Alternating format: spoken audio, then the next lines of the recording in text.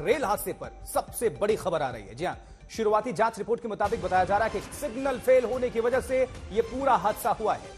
जानकारी के मुताबिक कोरोमंडल एक्सप्रेस सिग्नल फेल होने की वजह से गलत ट्रैक पर चली गई, जो ट्रेनों की टक्कर की वजह बने।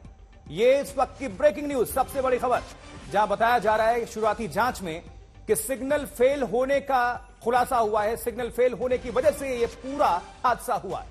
ट्रैक पर चली गई थी कोरोमंडल एक्सप्रेस, गलत ट्रैक पर, और इसके पीछे सिग्नल फेल होने की वजह सामने आ रही है। मिलन शर्मा ज्यादा जानकारी के साथ जुड़ चुकी हैं हमारी संवाददाता। मिलन, क्या कहा गया है, क्या जानकारी शुरुआती आ रही है?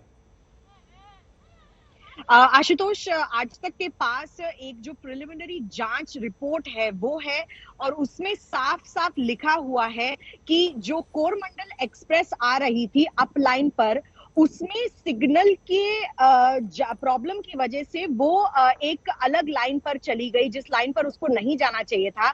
और वहीं सामने से जो यशवंतपुर हावड़ा एक्सप्रेस आ रही थी वो जाकर उसके साथ टकरा गई। जहां तक जो मालगाड़ी का सवाल है, मालगाड़ी को लूप लाइन पर रखा गया था, क्योंकि अक्सर ऐसा टेक्निकल जो कहा जाता है कि लूप लाइन पर ट्रेन्स को रखा जाता है जब किसी और ट्रेन को वहां से पास करने का रास्ता देना होता है, या फिर वहां पर किसी तरीके का जो हॉल्ट लेना होता है, तो लूप लाइन में ट्रेन को रखा जाता है। लेकिन इस जांच में हम बता रहे हैं आज तक पर कि सिग्नलिंग का एक इशू बताया जा रहा है प्रिलिमिनरी रिपोर्ट में, जिसकी वजह से ये हादसा हुआ है। अब कोरमंडला एक्सप्रेस अगर आपको मैप में दिखाएं तो अप लाइन में थी, दो लाइनें यहाँ पर अप और डाउन होती हैं। कोरमंडला एक्सप्रेस अप लाइन पे चल रही थी, लेकिन क्योंकि सिग्नल जो दिखाया गया था उससे हटकर दूसरे तरफ वो ट्रेन चली गई, इस कारण से डिरेलमेंट हो गया।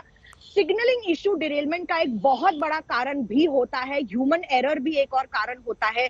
लेकिन इसमें क्या ह्यूमन एरर का ज्यादा रोल है, इसकी जांच पड़ताल और आगे स्तर पर करेगी रेल मंत्रालय, ऐसे हमें सूत्रों ने बताया है। लेकिन फिलहाल इस जांच रिपोर्ट से, जो प्रिलिमिनरी, जो पहली जांच रिपोर्ट इससे जो खबर सामने आ रही है, उस पर हम कह रहे हैं कि सिग्नलिंग फेलियर की वजह से या सिग्नल के इशू की वजह से जो हावड़ा एक्सप्रेस है, कोरमंडला एक्सप्रेस है सॉरी, वो डिरेल हुई। उसके बाद ऑलमोस्ट सेम टाइम पर यशवंतपुर हावड़ा एक्सप्रेस उससे टकरा गई और गुड्स मालगाड़ी जो थी वो उसकी चपेट में आ गई। चले मिलन, आप नजर बनाकर रखिए। बहरहाल आपका बहुत बहुत शुक्रिया इस पूरी खबर पर जानकारी दर्शकों तक पहुंचाने के लिए।